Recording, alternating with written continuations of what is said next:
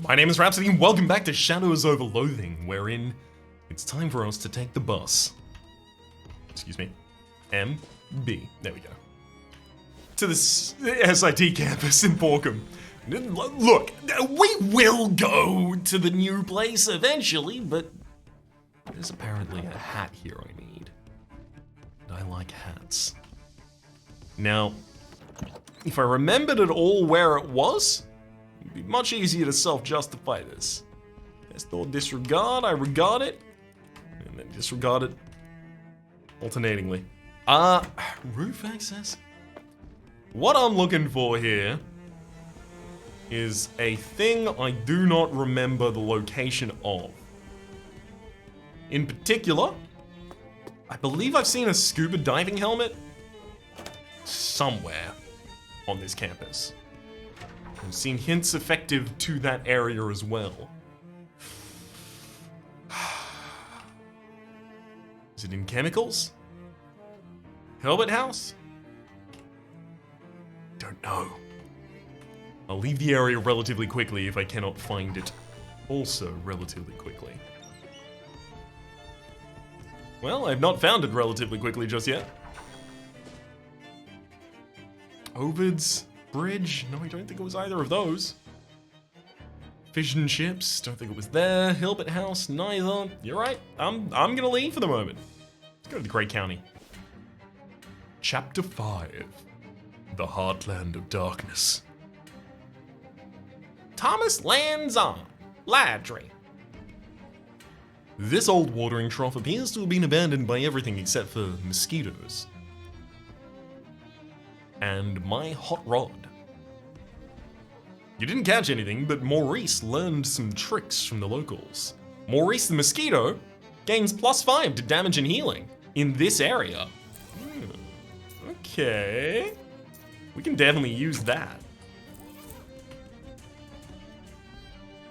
This old man is fiddling intently with some kind of clockwork thingamajig. I talk to him. Excuse me. Huh? He looks up at you with a squint of someone who isn't used to focusing on something more than 6 inches away. Can I ask you something? I don't get a lot of conversation practice, youngster, but last I knew was standing to lead off with an introduction. Oh, sorry, my name's Ryan. Gwendolyn Lou Goody, what's your question? Let me think. Gwendolyn continues to tinker with his device. What's that thing you're working on? Oh, just a little thing I've been keeping myself busy with. What's it do? Nothing on account of it being broken. Typically, that's what makes such a thing interesting, but I need a replacement part and there ain't much getting around that. What kind of part? Mainspring. Not usually a problem, but I need a counterclockwise one. It's kind of rare. Why not just flip a regular one upside down? Well now ain't you clever? See that flange there? Yeah? That's why. Maybe I can find you one? Well, now I ain't expecting much, but if you manage that, I'd really appreciate it. Is there a clock parts store nearby? I used to buy parts off a doll maker named Gilmore. But that rat Hellstrom bought out the mortgage and foreclosed on him, ran the fella off without even a buyer leave. At least, I assume that's what happened. No idea where he went. House is still there, but it's real spooky now. Spooky? What happened? Well, nothing, really. Just, there was a fella there acting like talking dolls are normal, and they seem normal, and when they ain't there, they don't. Anyway, it's down the road a spell if you feel like having a look-see. The old Gilmore place. Remember, what I need's a counterclockwise mainspring. Counterclockwise. Mainspring. Got it.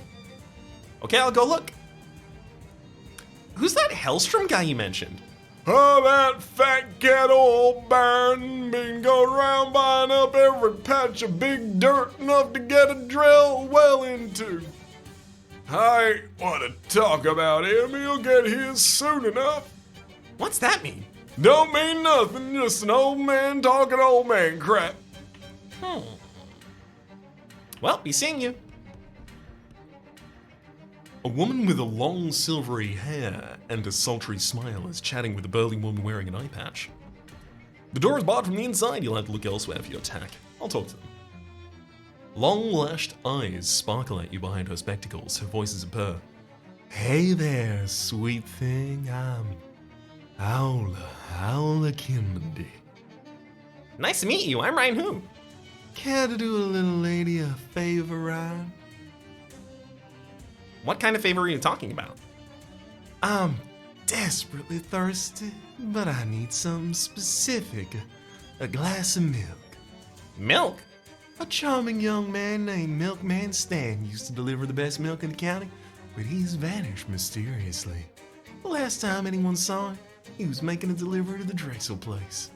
Could you find him for me? Pretty please. Her eyelashes flutter as she makes puppy dog eyes at you. Sure, happy to help.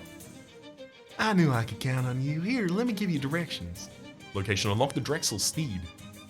Bring me back a glass of milk once you find him, okay, sweetheart? Okay, leave it to me. What were you two talking about? Oh, old friends and co-workers and so on. Xenia and I used to spend a lot of time reminiscing about them. But eventually it becomes clear we were just telling the same stories over and over. So we just simplified it to the names and made a little game out of it. Whoever says Norman McCrescent first wins. Huh. Okay. It's like that, the local bar where... Do I butcher the version of this joke? I don't remember the joke off the top of my head, but I'm effectively gonna try that. Guy walks into a bar. It's a very local bar. Everyone there seems to know one another quite well. Goes, sits up near the bar itself, right? Orders a drink from the bartender. He stays there for a period of time, downs a pint, orders a second one. Over this period of time, he's hearing the regular patrons are occasionally calling out numbers, as one might do for bingo. And then all of the other patrons erupt with laughter. And this happens every couple of minutes. So we're talking, 2 minutes into his pint, he hears someone say, 3! And the bar doubles over in laughter. Couple minutes afterwards, he hears someone from the other side of the bar shout out, 17! And people are losing their minds, just rolling all over the floor with laughter. The third time it occurs and someone shouts 33, completely paralyzing the entire area, the man eventually decides to ask the bartender what's up and says, hey, I know I ain't from around here, but why does everyone keep laughing at I've already screwed it up at some point. Why does everyone keep laughing at the letters? Sorry, at the numbers. Bartender says, oh, everyone here knows each other well enough, so we all know the jokes that one another know, so we effectively just numbered them. And so instead of saying the whole joke, it can get a little loud in here, you just shout out the number and everyone knows which one you mean. The guy ponders on this for a second and thinks, all right, get me another pint, bartender, and shouts out, 153! Everyone in the bar loses their entire goddamn minds. People are overturning tables, kicking down chairs, punching each other in the face, with laughter and merriment, mind. Man turns back to the bartender and says, what's this reaction about? And the bartender says, ha ha! They hadn't heard that one. Why is the store locked? Oh, this store caters to very exclusive clientele, darling. You have to be friends with just the right people. Are you one of them? She smiles coquettishly. Well, one good turn deserves another, they say. You wink at Yola, rather, and she winks back. See you around, Yola. This burly old lady looks like she could kick your ass despite her age and her eye patch. I talk to her. She looks you up and down with narrowed eyes and then gives you a slight nod, apparently deciding you aren't a threat and to be immediately pummeled into the ground. Hi, I'm Ryan. Xenia Wakefield. Nice to meet you, Xenia. You look reasonably capable. Got time to run a quick errand? What kind of errand are we talking about? A father named McMillicuddy. There we go. Borrowed something from you and I'm gonna need it soon, that's all. Go get, come back. Couldn't be simpler. My experience is that nothing is ever that simple. Ha! Ain't that the truth? Don't expect any trouble though. I'll do it. Good. Here's the directions to his place. Just tell him Xenia needs her paperweight back. McMillicuddy's farm. Okay, I'm on my way. A car-shaped pile of rust and a rusty toolbox. I see what's inside. A miniature blowtorch. This is dangerous, but at least it's small. That's +1 on fire to a weapon. And some hobo code scratched into the dirt. It says, do not let appearances deceive you. Good advice, I guess. I'm not seeing any names here that I recognize that are being bantered back and forth, so at this point I think I'm gonna start trying to explore some of the locations that they've listed out for us. Bud's Burger Barn. Visit our 3, crossed out, 0 Grey County locations. Given the Gilmore house is directly across the street, it would only make sense. I say, the landscape has changed quite a bit, but I do believe I remember a family that lived in this region. Really? Yes, the Papu Sasku family. Lovely, charming people. They used to sell me gold for my experiments on transforming gold into lead. Gold into lead, not the other way around. Well, you know how a maze is oftentimes easier to solve backwards? It's much the same principle. Location unlocked. The Papusasku homestead rather. I'm gonna go there. Oh, Papusasku, what happened? There's nothing but the house left of this house but charcoal and foundation. I start a cosmetics company. Sadly, it's not that kind of foundation. The mailbox says Papusasku on it. See what's inside. Old insurance company letter. A yellowed envelope from an insurance company. Based on your previous experiences, you'd expect that this is exactly as confusing as it is boring. I read it. I still don't have a letter opener. I'm gonna open with these one of these days. This truck isn't as destroyed as the house, but it's still plenty destroyed. I see what's inside. The door is locked and the keyhole is rusted so badly as to be completely useless. You're gonna need to find some way to jimmy the lock if you want to get in there. I open it with a wire coat hanger and find... You manage to jimmy the door open, unfortunately destroying the coat hanger in the process. You find a pair of pants in the glove compartment and a pair of gloves in the pants compartment. What? You got an item, farmer's pants! These thick work pants are sure to protect you from whatever dangers you encounter in the dell. Also level to maximum HP, and farmer's gloves. 5 physical armor. These gloves are as thick as the calluses you'd have if you didn't wear these gloves. The cornfields are parched beyond any culinary usage. This oil drill is taking a break from despoiling the earth. Currently being struck by lightning every so often as well. The door on this trailer says, Property of Helco Oil Conglomerate, keep out. I could keep in instead. Want to hit the road and see if you can find some other wrecked homestead? I thought I was going to be able to take the cinder blocks out of that. I keep it instead. The desk is neatly organized. There's a Helco logbook on it. I look at the book. The logbook is full of meticulous records written in meticulous handwriting. The whole scene is so meticulous that meticulous doesn't even seem like a word anymore. It's become semantically satiated. Entry! March 5th, 1917. Oh boy, it's my first day as a drilling site supervisor and I can't wait to prove myself. I'm gonna work hard to establish myself as a real up-and-comer, and then once my career is secure, maybe I'll have the confidence to pop the question to Clara. You know, the marriage question. Anyway, the crew has set the deck up and we're gonna turn on the drill tomorrow morning. Seems like the former owners of the house have cleared out already. They yelled a lot of angry sounding foreign words at us yesterday. But they were gone when I got here this morning. Feel kinda bad, but that's progress. I keep reading. So we started drilling and hit a big air pocket near the surface. Is hit the right word? Can you hit air? Anyway, it's just a random little cave. We loaded a couple of guys down with lamps to check it out. Oh, and unrelated news, I heard a big explosion from west of here. I checked the maps, whatever's over there. It's not a Helco facility, so I guess I'll just read about it in the paper tomorrow. I keep reading. Turns out the cave we drilled into is an old gold mine. Go figure. So when we strike oil, it'll be a black gold mine. Ha! I should write that down.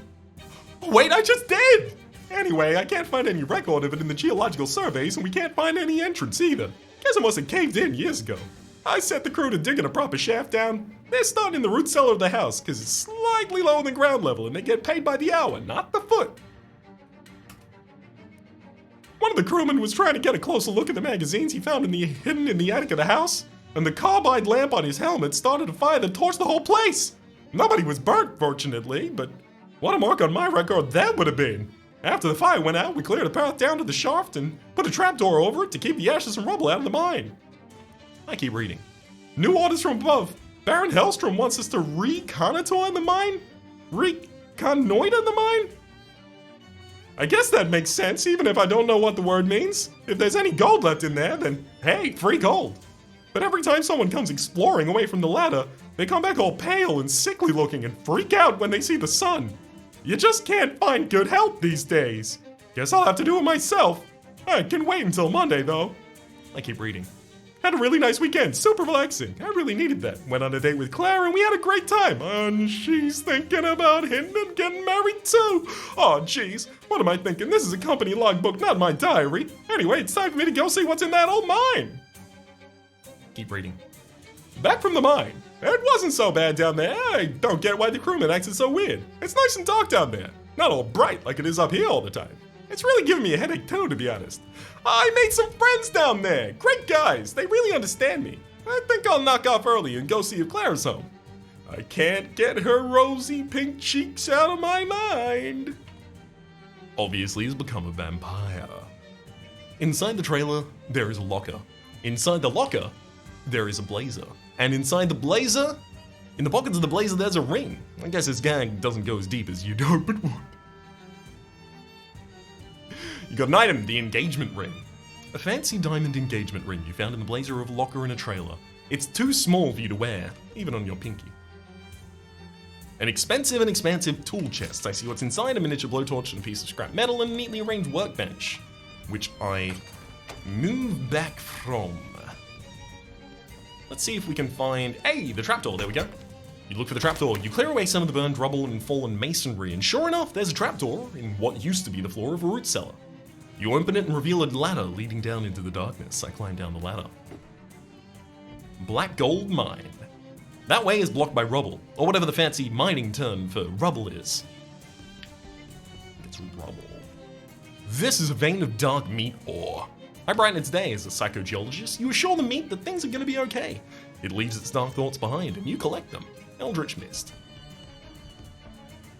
This cart is empty, save for a discarded pickaxe, which I take.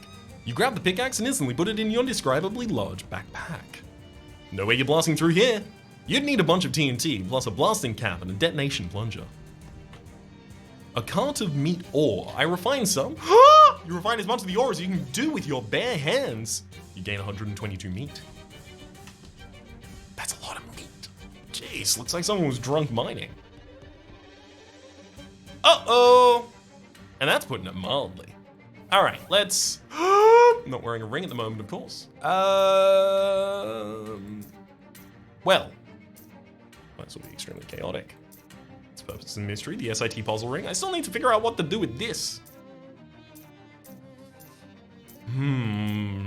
Shadow banishing, banishes wandering shadow creatures, not super relevant, increases your familiar's muscle mysticality and Moxie by 3 at the start of the combat. Honestly, doing that, and then Maurice the Mosquito is gonna be the bloodsucker here. I'm fine with that, I guess. Because then we have the Jocelyn Pom Pom. I'm doing sleaze damage as my side damage, which I think is correct for me right now.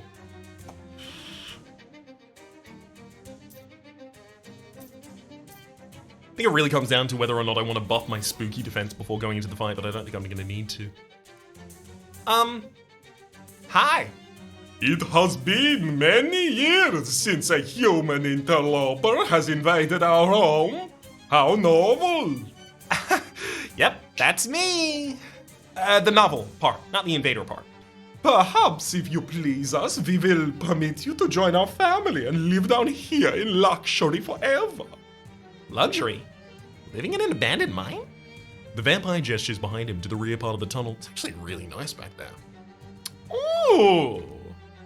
The The vampires regard you with interest, though an unsettling percentage of that interest is in your neck. I ask about life down here. Have you guys been trapped down here for 11 years? Nearly, yes. We must thank you for clearing the debris that came to block the doorway, the trapdoor, to the foundation of the house where they collapsed over time. As the foundation of the house where they collapsed over time, rather. Gosh, that sounds terrible. Oh, not at all. We are quite healthy. It is very comfortable down here. Sure, but don't you get bored? The vampires exchange glances. What? Admittedly, things that get a little bit stale in the bedroom. We had to invent whole new categories of kink previously unexplored by sentient species. Yeah, we are real nasty freaks now. Okay, changing the subject. The vampires regard you with interest, though an unsettling percentage of that is in your neck. I ask them what they're going to do now. Now you aren't trapped anymore, what are you going to do? Well, we're definitely going to go find some proper food. So, I'm so totally sick of these goals. Yes, they are so dry, it is like sucking the blood out of turnip. Ugh. The vampires regard you with interest. I leave for now. The fact that I can leave for now without directly finding them, to me, means that I'm gonna have some sort of a clever way to approach this later on. Maybe I'm gonna need TNT and a blasting cap and a detonation plunger. Who knows? All I know is at the moment is we're on our way to the Drexel Steed. I don't have 10 mysticality, unfortunately. See that bee? You didn't even realize or see the person speaking to you at first. He'll be dead in 132 years. All bees will. I can make predictions that far out because I got a long telescope, but as for the why, well, bees going extinct? I don't know that. Nobody does. Tell him it's not my business, and then I laugh. What? Oh! Seeing a game render something in a way that it's never rendered before? Beautiful. The rusty old mailbox says Drexel in faded black paint. There's nothing inside but additional rust. This is a vaguely house-shaped thing that's very hard to look at. Weird shadow pocket, which I close. This car hasn't been driven anywhere in a long time. Maybe even longer than that. I see what's inside. There's no wire coat hanger. I can't jimmy that lock. Yeah? It's an impenetrable seeming wall of corn. I try to push through it. The maze! Someone's been dumping a lot of appliances back here, including a radio missing a fuse, which I use, and then I tune to the right radio station. An old school wash tub still full of soapy water. I fish in it.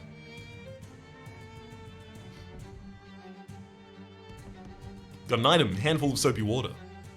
Whatever this thing is, it's a cold one of those things. These appliances range in quality from busted to trashed. Someone must have thrown this fridge away when it was upside down. I see what else is wrong with it. Ah, there's your problem. It's got too many coils in. I got an item, a refrigeration coil, a mana charge refrigeration coil. If you can't figure out anything useful to do with it, you could always just sell it. But I think that might be useful for something. A broken popcorn machine, in case you want any broken popcorn. This arcane oven is somehow still working. I could do some cooking. Of the mob's books. You bake the books at 400 degrees for 30 minutes. These books have been cooked, and if anyone finds out it was you who did it, so is your goose.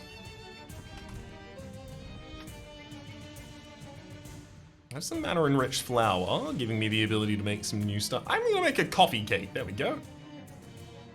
Although now I have no mana-enriched flour, so I'm gonna stop. There's something in there. I fish out of this pot with the hot rod and gain a single kernel of corn. Increases your cold armor by 1. It's small, but it's piping hot.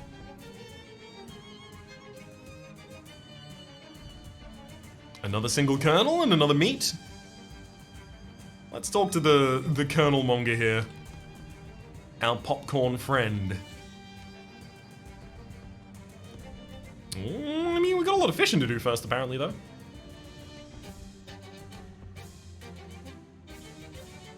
I do see the pun in the environment as well, by the by.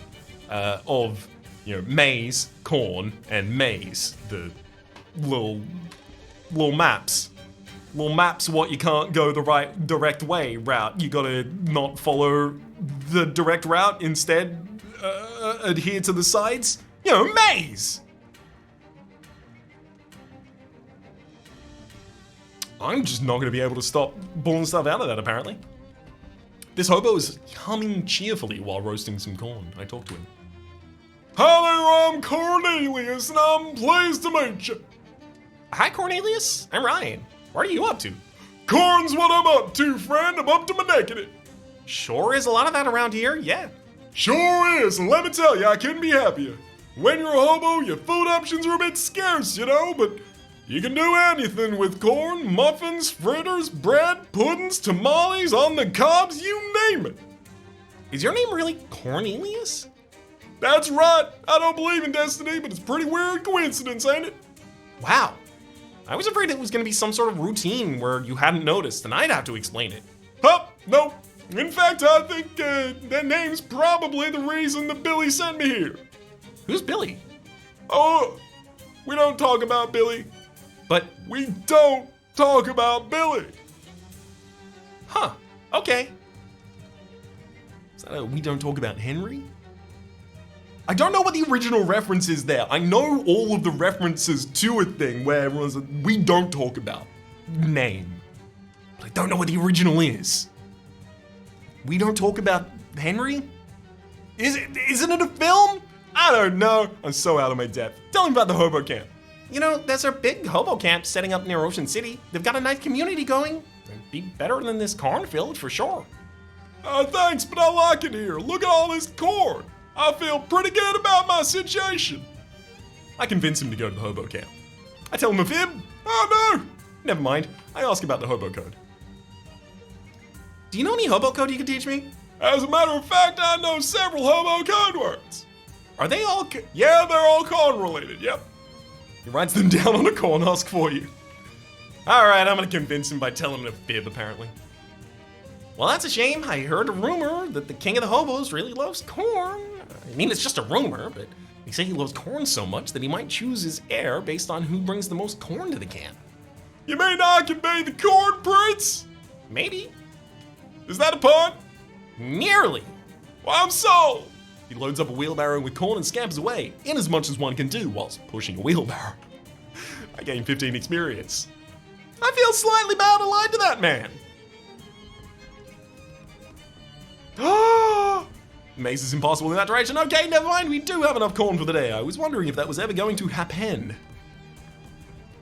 Can't get through that maze. The crows in this place must be absolutely terrifying if that thing's necessary. I approach the Scarecrow. It isn't any less freakish up close. I bite it. It looks biteable. A horrible Scarecrow. I'm gonna Jocelyn cheer. There you go. Plus 10 to all of your stats. Then I'm gonna call for backup. GG. I didn't even get involved in that. I just cheered. You won. You'd be a real hero to the crows if any had been around to see it. You got a Scarecrow hat for 6 spooky armor. This broad-brimmed straw hat will prevent you from being afraid of anything that approaches you from above. And a severed Scarecrow face. Nightmare fuel. In a conveniently portable form factor. Reduces all enemy stats by 5 once per fight. Maze is impossible in that direction, unfortunately. You could probably squeeze through the corn here. Oh, there's more corn. That's how this is working. Could I move through this corn up here as well? Yes. The maze. Maze is impossible in that direction. Okay, well, look. It's a maze, right? Oh, can see the wire coat hanger over there. I want it. Time for me to draw a version of this maze for myself. So, I know we have like basic area A, and then we can lead into an area that itself I'm going to call B, that then leads into C and D. But between C and D, there is E, which has burned out entries. Okay.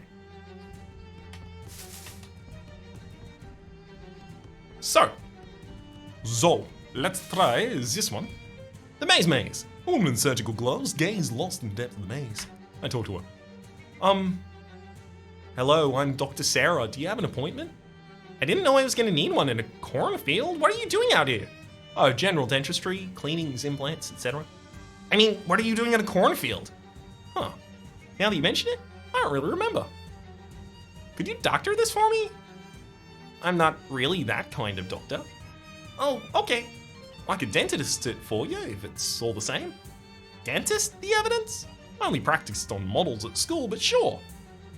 Okay, that sounds fine. Well, the only thing is, I'm not so confidential in my clinical skills these days. Being as my clinic is basically a, mysterious and lonely cornfield. Not so confident in it, rather. You don't look happy. I don't get to see many patients in this cornfield, you know. I'm a bit worried my wet finger's getting rusty. Your what? Wet finger? Oh, sorry, that's what us dentists call the finger we poke around in your mouth because of how it gets all wet. Suddenly I don't feel very well. Do you need some dental work done? Do you mind if I did some? Oh, only for practice. Sure. Okay, picture your mouth as wide as it can go, and then multiply that by 10, and that's what I want. You struggle and strain to accommodate her long, rubber-gloved fingers as they make thorough, prodding investigations of your back molars. Oh, you got some beautiful teeth. I'm just gonna suggest a few changes. There we go, all finished. You got a perk, badly misaligned teeth. An out-of-practice dentist has scrambled your mouth like a word search. Ow, do you have a mirror? A what? I'm not happy with my teeth situation. No, and if I'm candid, I know it's not my best work. Would you give me a chance to put everything right? Fine, give it a try. You won't be sorry at all. You lost a perk, badly misaligned teeth. Oh, does that... Wait, you got a perk, no teeth at all. I have no teeth in my mouth and I must scream. This is awful. Okay, well, never mind what I said a couple seconds ago. What? I just want my teeth back. I appreciate you bearing with me. I don't like to leave a job unfinished. I always say if it were up to me, I wouldn't call it dentistry, I'd call it dentist do. Will you give me one last chance to fix your teeth?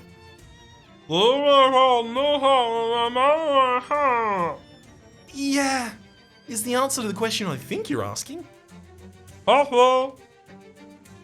Sarah asks you to say which is about all you can. While your mouth is hanging open, she rummages around for something in her purse. You lost a perk, no teeth at all. Oh, thank goodness. Oh, imagine if I'd just thrown them away. You got a perk, perfect teeth, +1 moxie. Your beautiful new set of pearly whites, with enough bite to disembowel a leopard. You know, let's just say that's enough practice for today. I agree 100%. You still don't seem very happy, Dr. Sarah.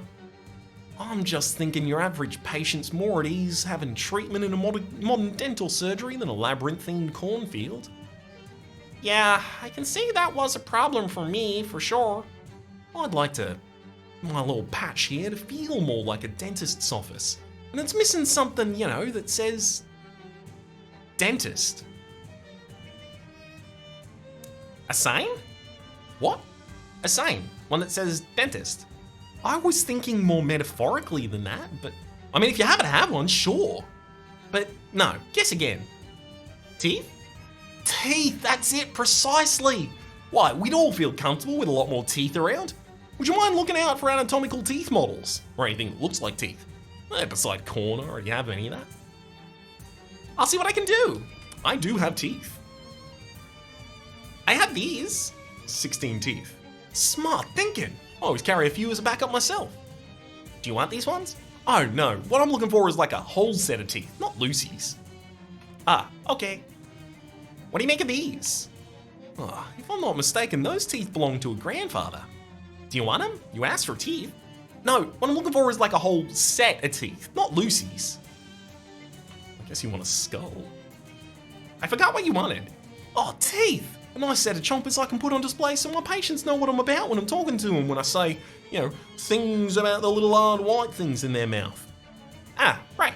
I'll get right on that. Can you dentist this for me? Evidently not at this point in time. Okay. So D is Sarah. D stands for doctor.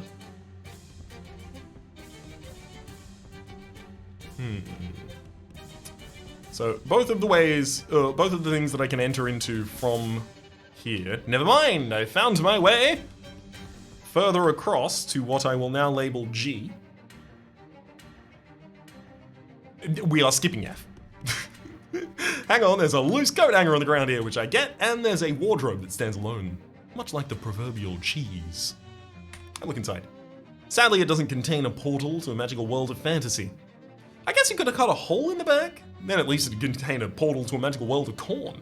What it does contain is an assortment of drab church clothes for a small boy.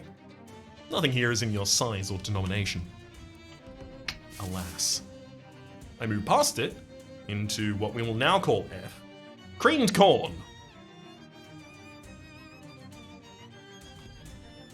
This looks like an ice cream truck, but the label makes a slightly different claim. Talk to him. Hi there, Ike Brennan. The ice cream corn man. Yep.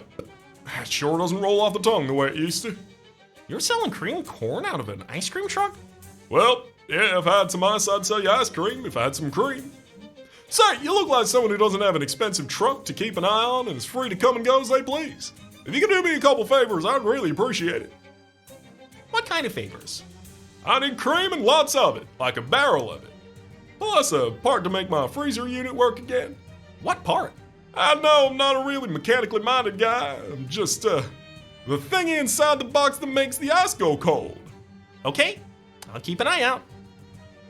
I do have the refrigerator part. I give him a refrigeration coil. I think this might be what you're looking for.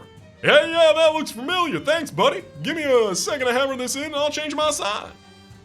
No! I wanted to buy that. It's Ike in his truck. Hi there, Ike. Hi there, would you like some iced corn? How'd you get in here? Last thing I remember, I was telling a kid I was out of bomb pops. Felt like ages ago now. Are you still out of bomb pops? Even more than it was then. Shucks. You're selling iced corn now?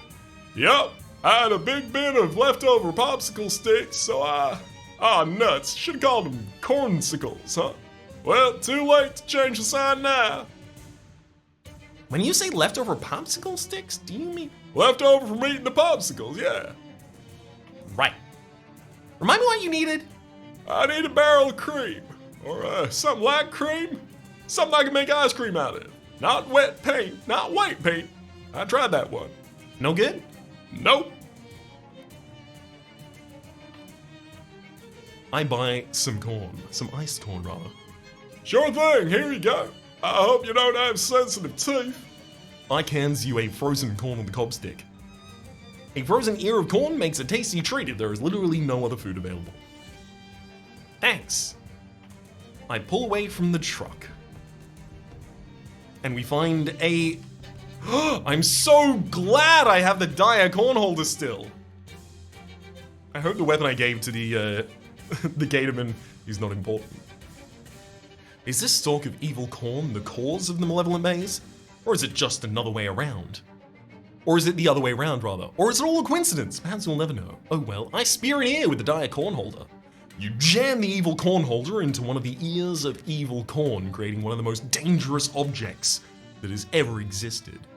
Or at least the most dangerous vegetable. You got a dire corn on the dire cob. Deals your mysticality +7 in spooky damage. This is the evilest corn you've ever laid butter on.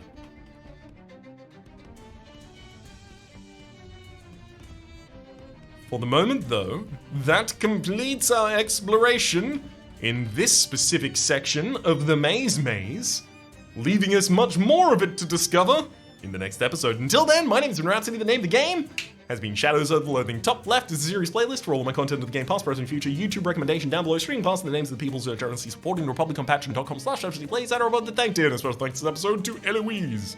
Hopefully you'll be enjoying yourselves, and hopefully we'll see you all next time.